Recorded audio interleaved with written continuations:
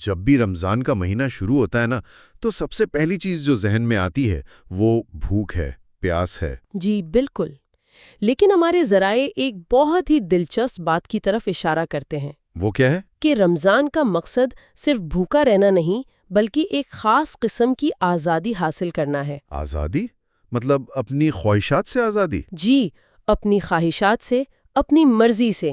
اور یہ بات سیدھی قرآن کی اس آیت سے جڑتی ہے جس میں روزے کا مقصد بیان ہوا ہے۔ اچھا، اے ایمان والو تم پر روزے فرض کیے گئے جیسے تم سے پہلے لوگوں پر فرض کیے گئے تھے تاکہ تم میں تقوی پیدا ہو۔ تو اصل ہدف بھوک نہیں، تقوی ہے۔ تو آج کی ہماری گفتگو کا مشن بھی یہی ہے۔ ہم یہ کھوجیں گے کہ رمضان کی اصل روح کیا ہے، یہ تقوی ہے کیا، اور وہ کون سے عملی قدم ہیں جن سے اس مہینے کی برکتوں کو صحیح معنوں میں سمیٹا جا سکتا ہے۔ اور برکتوں کی تو بات ہی الگ ہے۔ احادیث میں جو تصویر کھینچی گئی ہے وہ تو غیر معمولی ہے، بالکل، جنت کا ایک خاص دروازہ ہے ریان، جو صرف روزہ داروں کے لیے ہی کھلے گا۔ ایمان اور احتساب کے ساتھ روزہ رکھا، اس کے پچھلے سارے گناہ معاف کر دیے جائیں گے۔ جی یہ تو ایک مکمل ریسٹ بٹن کی طرح ہے۔ اور ساتھ ہی روزے دار کے لیے 2 خوشیوں کا وعدہ بھی ہے، ایک افطار کے وقت اور دوسری اپنے رب سے ملاقات کے وقت۔ یہ ایک بہت ہی ذاتی اور گہرا انعام ہے۔ لیکن ان سب میں سب سے طاقتور بات میرے خیال میں اللہ تعالیٰ کا وہ فرمان ہے حدیث قدسی میں، روزہ میرے لیے ہے اور میں ہی اس کا اجر دوں گا۔ جی باقی تمام عبادات کے اجر تو فرشتے لکھتے ہیں، لیکن روزہ ایک راز ہے بندے اور اس کے رب کے درمیان۔ تو اس کا اجر بھی اللہ نے اپنے پاس رکھا ہے جس کی کوئی حد نہیں۔ بالکل۔ تو چلیں اس مرکزی خیال پر بات کرتے ہیں کہ رمضان ایک تربیتی مہینہ ہے۔ ہمارے ذرائع اسے ایک ٹریننگ اکیڈمی سے تشبیہ دیتے ہیں۔ اور یہ بہت اچھی تشبیہ ہے۔ تو یہ تربیت کس چیز کی ہے؟ دیکھیں یہ کئی سطحوں پر ہے۔ ظاہری طور پر تو یہ جسم کو بھوک، پیاس، نیند کی کمی برداشت کرنے کی ٹریننگ ہے۔ ٹھیک ہے۔ لیکن اس کی گہری سطح روح کی تربیت ہے۔ یہ ہمیں سکھاتا ہے کہ ہم اپنی خواہشات کے غلام نہیں ہیں بلکہ انہیں قابو میں رکھ سکتے ہیں۔ مجھے اس میں جو بات سب سے زیادہ متاثر کرتی ہے نا وہ اس کا ڈیزائن ہے۔ ہم سحری میں اس وقت کھاتے ہیں جب ہمیں بھوک نہیں ہوتی، اور افطار میں اس وقت رکے رہتے ہیں جب بھوک پیاس عروج پر ہوتی ہے۔ بالکل، یہ ہماری فطرت اور روٹین کے بالکل الٹ ہے۔ اور یہی تو اس تربیت کا کمال ہے نا؟ جی، یہ ہماری آٹو پائلٹ زندگی میں ایک جان بوجھ کر ڈالی گئی رکاوٹ ہے۔ یہ ہمیں سکھاتا ہے کہ ہماری زندگی ہماری مرضی سے نہیں، اللہ کی مرضی سے چلنی چاہیے۔ یعنی اسلام کی عملی مشق، سر تسلیم خم کرنا۔ اسی سے صبر پیدا ہوتا ہے اور یہ احساس گہرا ہوتا ہے کہ کوئی ہے جو ہر لمحہ دیکھ رہا ہے، تب بھی جب ہم اکیلے ہوں۔ اور اسی احساس کا یعنی تقویٰ کا ایک زندہ مظاہرہ ہمیں عبداللہ بن عمر اور اس چرواہے کے مشہور واقعے میں ملتا ہے۔ ایک ایسا واقعہ جو تقویٰ کے پورے فلسفے کو ایک لمحے میں سمیٹ دیتا ہے۔ وہ صحرا سے گزر رہے تھے اپنے ساتھیوں کے ساتھ۔ جی، اور دوپہر کے کھانے کے لیے رکے۔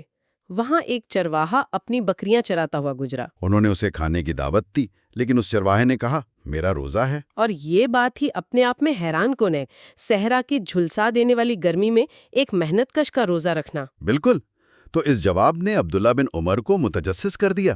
انہوں نے اس کا تقویٰ پرکھنے کا سوچا۔ جی، اور کہا اچھا ایک کام کرو، ان بکریوں میں سے ایک ہمیں بیچ دو، ہم تمہیں اچھی قیمت بھی دیں گے اور تمہارے افطار کے لیے حصہ بھی رکھ لیں گے۔ یعنی ایک طرح سے انہوں نے اسے ایک آسان راستہ دکھایا، اور جب اس نے کہا کہ یہ بکریاں تو میرے مالک کی ہیں، تو انہوں نے اسے ایک اور چور دروازہ دکھایا۔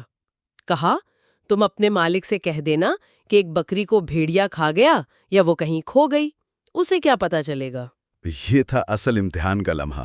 اور اس نے جو جواب دیا وہ رہتی دنیا تک کے لیے ایک مثال بن گیا۔ اس نے صرف آسمان کی طرف انگلی اٹھائی اور ایک سوال پوچھا، فَأَيْنَ اللَّهُ؟ پھر اللہ کہاں ہے؟ کیا زبردست جملہ ہے۔ مطلب میں اپنے دنیاوی مالک سے تو جھوٹ بول لوں، لیکن اس مالک سے کیسے چھپ سکتا ہوں جو سب کچھ دیکھ رہا ہے؟ یہی تقویٰ ہے۔ یہ کوئی لمبی چوڑی تقریر نہیں بلکہ دل میں بیٹھا ہوا ایک یقین ہے۔ اور اس ایک سوال نے عبداللہ بن عمر کو ہلا کر رکھ دیا۔ وہ اتنے متاثر ہوئے کہ مدینہ واپس آ کر انہوں نے اس چرواہے کے مالک کو ڈھونڈا اور اس سے وہ غلام اور اس کی ساری بکریاں خرید لیں۔ پھر اس چرواہے کو بھلا کر کہا، تم نے اس دن اللہ کا خوف دکھایا تھا، آج اللہ نے تمہیں دنیا میں ہی اس کا انعام دیا ہے۔ میں تمہیں آزاد کرتا ہوں اور یہ ساری بکریاں بھی آج سے تمہاری ہیں۔ سبحان اللہ، یہ ہے تقوی کا فوری دنیاوی صلہ۔ جی اسی تقوی کی اہمیت کا اندازہ اس دوسرے واقعے سے بھی ہوتا ہے جب رسول اللہ صلی اللہ علیہ وسلم نے ابو ذر غفاری رضی اللہ تعالیٰ عنہ کو ایک نصیحت کرنی تھی۔ آپ 6 دن تک ان سے یہی کہتے رہے کہ مجھے تم سے ایک بہت ضروری بات کرنی ہے، لیکن بات نہیں کی۔ اور حضرت ابو ذر غفاری انتظار میں تھے کہ نہ جانے کون سی اہم وحی یا حکم آنے والا ہے۔ اور پھر 7ویں دن آپ صلی اللہ علیہ وسلم نے انہیں بلایا اور صرف ایک جملہ کہا، اے ابو ذر، اللہ کا تقوی اختیار کرو۔ 6 دن کا انتظار صرف اس ایک نصیحت کے لیے۔ اس سے پتہ چلتا ہے کہ دین کی ساری تعلیمات کا نچوڑ اسی ایک لفظ تقوی میں ہے۔ تو سوال یہ ہے کہ یہ تقوی ہے کیا؟ دیکھیں، یہ ایک بہت جامع تصور ہے۔ لغوی معنی تو بچنے کے ہیں، لیکن یہ محض ڈر نہیں بلکہ محبت اور عظمت سے پیدا ہونے والا ڈر ہے۔ اچھا، یہ دل کی وہ کیفیت ہے، وہ شعور ہے جو انسان کو ہر اس کام سے روک دے جو اللہ کو ناپسند ہے۔ ہمارے ذرائع میں اسے سمجھانے کے لیے ایک بڑی اچھی مثال دی گئی ہے۔ جی، دنیاوی تقوی اور اخروی تقوی کی۔ تو دنیاوی تقوی کیا ہے؟ یہ کہ آپ ایک اندھیری جگہ پر چل رہے ہیں جہاں کانٹے بکھرے ہوئے ہیں، تو آپ کیسے قدم اٹھائیں گے؟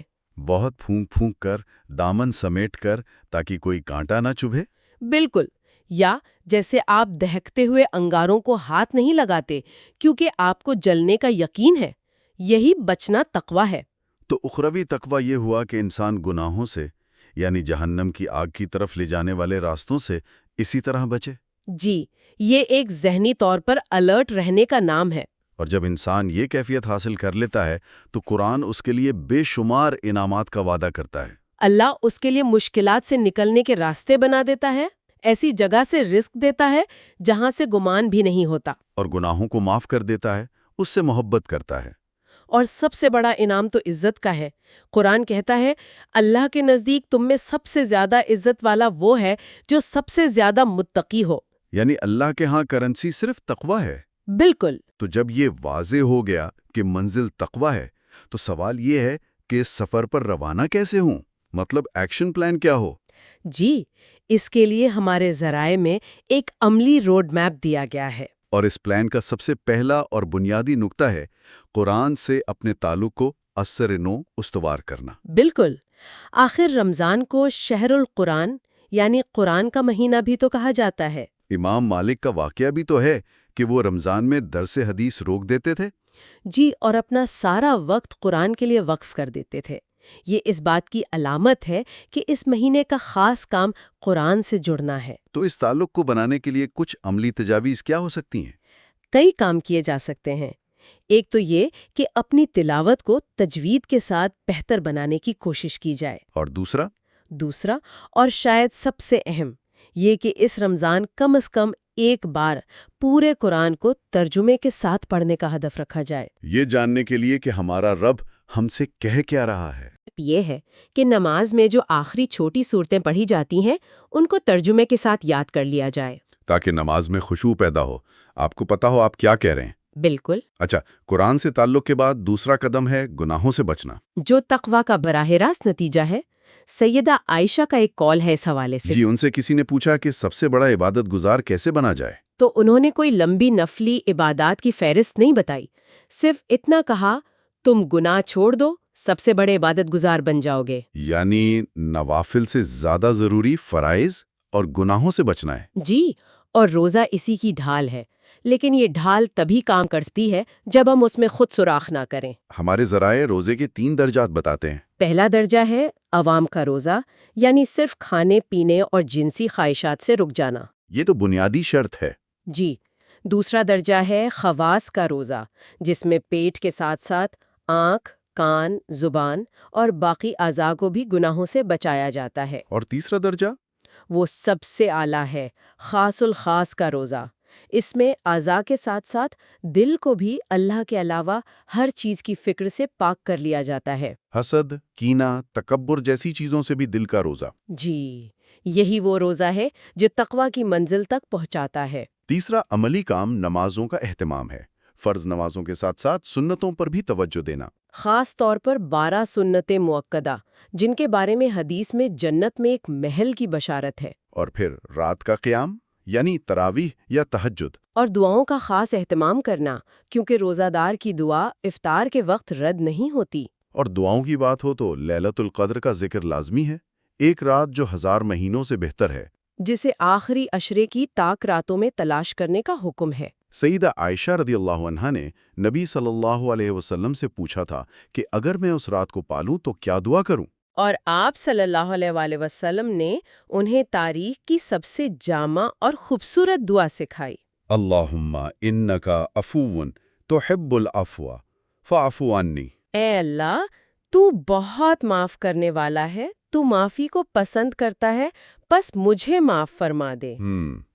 لیکن یہاں ایک بہت سخت تنبیہ بھی ہے۔ جی، کہ 4 قسم کے لوگ ایسے ہیں جن کی اس عظیم رات میں بھی بخشش نہیں ہوتی جب تک وہ توبہ نہ کر لیں۔ یہ جاننا بہت ضروری ہے، وہ کون ہیں؟ کثرت سے شراب پینے والا، والدین کا نافرمان، رشتے ناتے توڑنے والا، اور اپنے دل میں کسی کے لیے کینہ یا بغض رکھنے والا۔ اگر ان چاروں گناہوں میں ایک مشترک چیز دیکھی جائے تو وہ کیا ہے؟ بہت اچھا نکتہ ہے۔ یہ وہ گناہ ہیں جو صرف انسان کی ذات تک محدود نہیں رہتے بلکہ معاشرتی ڈھانچے کو توڑتے ہیں۔ اچھا۔ شراب معاشرے کا امن خراب کرتی ہے، والدین کی نافرمانی خاندانی نظام کی بنیاد ہلاتی ہے، قطع رحمی سماجی تعلقات کو کاٹتی ہے، اور کینہ معاشرے کو تقسیم کرتا ہے۔ بالکل۔ اور اسی سے ہم چوتھے عملی قدم پر آتے ہیں، جو ہے انفاق فی سبیل اللہ، یعنی اللہ کی راہ میں خرچ کرنا۔ نبی اکرم صلی اللہ علیہ وسلم کی سخاوت رمضان میں تیز آندھی کی طرح ہو جاتی تھی۔ اس کی اہمیت پر ایک حدیث میں بڑا ایمان افروز واقعہ بھی ملتا ہے۔ جی، ایک شخص نے بادلوں میں سے ایک غیبی آواز سنی جو بادل کو حکم دے رہی تھی کہ جاؤ اور فلاں شخص کے باغ کو سیراب کرو۔ اور وہ شخص تجسس میں اس بادل کے پیچھے چل پڑا۔ اور دیکھا کہ اس نے اپنا سارا پانی ایک خاص کھیت پر برسا دیا۔ اس نے کھیت کے مالک سے جا کر پوچھا کہ بھئی آپ ایسا کیا خاص کام کرتے ہیں کہ آپ کے لیے آسمان سے اسپیشل ڈیلیوری آ رہی ہے؟ اس کسان کا جواب بہت سادہ لیکن گہرا تھا۔ اس نے کہا، جو بھی فصل اگتی ہے میں اس کے 3 حصے کرتا ہوں۔ 3 حصے؟ جی، 1/3 اپنے اور اپنے خاندان کے لیے، 1/3 بیج اور کھاد کے لیے واپس زمین میں، اور آخری 1/3 اللہ کی راہ میں خرچ کر دیتا ہوں۔ یہ تو ایک مکمل معاشی فارمولہ ہے، اپنی ذات پر خرچ، اپنے کام میں سرمایہ کاری، اور معاشرے کو اس کا حصہ واپس دینا۔ بالکل۔ اسی طرح شہد کی مکھی کی مثال بھی ہے۔ اس کے 2 پیٹ ہوتے ہیں۔ جی، ایک اپنے لیے اور دوسرے میں وہ دوسروں کے لیے شہد جمع کرتی ہے، گویا اس کی تخلیق کا مقصد ہی دوسروں کو نفع پہنچانا ہے۔ اور جب ہم پاکستان جیسے ملک میں رہتے ہیں جہاں اتنی غربت ہے، یتیم ہے، تعلیم و صحت کی کمی ہے، تو زکوٰۃ و صدقات کی اہمیت اور بڑھ جاتی ہے۔ بالکل، یہ صرف ایک انفرادی نیکی نہیں، ایک اجتماعی ذمہ داری ہے۔ اور خرچ کرنے کی ترتیب میں پہلا حق غریب رشتہ داروں کا ہے۔ جی، اور علماء نے تو یہ تک لکھا ہے کہ سب سے زیادہ اجر اس رشتہ دار کو دینے کا ہے جس سے آپ کے تعلقات کشیدہ ہوں۔ یہ تو نفس پر بہت بھاری ہوگا، لیکن شاید اسی میں سب سے بڑی تربیت ہے۔ یقیناً، یہ انا کو توڑنے کا بہترین طریقہ ہے۔ پھر پڑوسی، شہر کے لوگ، اور پھر الخدمت فاؤنڈیشن جیسے قابل اعتماد ادارے ہیں۔ تو اس ساری گفتگو کا خلاصہ یہ ہے کہ رمضان ہر سال آتا ہے اور چلا جاتا ہے، لیکن اس بار کیوں نہ اسے ایک مختلف نیت سے گزارا جائے، احسان کی نیت سے۔ یعنی ہر کام کو اس کی بہترین شکل میں کرنے کی کوشش کی جائے۔ ایسی نماز پڑھی جائے جیسے یہ زندگی کی آخری نماز ہو، ایسا روزہ رکھا جائے جو صرف بھوک کا نہ ہو بلکہ آنکھ، کان اور دل کا بھی ہو۔ بالکل۔ اور آخر میں ایک تمثیل ہے جس پر ہم سب کو غور کرنا چاہیے۔ جی؟ جب رحمت کی بارش برستی ہے تو وہ امتیاز نہیں کرتی، وہ ہر چیز پر یکساں برستی ہے، ایک بنجر چٹان پر بھی، ایک چھوٹے سے گڑھے پر بھی، اور ایک وسیع تالاب پر بھی۔ لیکن ہر کوئی اس بارش سے اپنی صلاحیت اور وسعت کے مطابق ہی فائدہ اٹھاتا ہے۔ جی، چٹان پر پانی ایک لمحے کے لیے بھی نہیں ٹھہرتا، گڑھا تھوڑا سا پانی جمع کر لیتا ہے، لیکن تالاب اس رحمت کے پانی کو اپنے اندر بھرپور طریقے سے سمیٹ لیتا ہے، خود بھی سیراب ہوتا ہے اور پھر دوسروں کی پیاس بھی بجھاتا ہے۔ رمضان کی رحمت بھی ایسی ہی ایک بارش ہے۔ تو آج سننے والوں کے لیے سوچ کا سوال یہی ہے کہ ہمیں یہ فیصلہ کرنا ہے کہ اس رمضان کے رحمتوں کی بارش سے ہم کیا بن کر فیض یاب ہوں گے؟ ایک چٹان، ایک چھوٹا گڑھا، یا ایک گہرا تالاب جو اس رحمت کو اپنے اندر اتنا سمیٹ لے کہ سال بھر اس کی سیرابی باقی رہے؟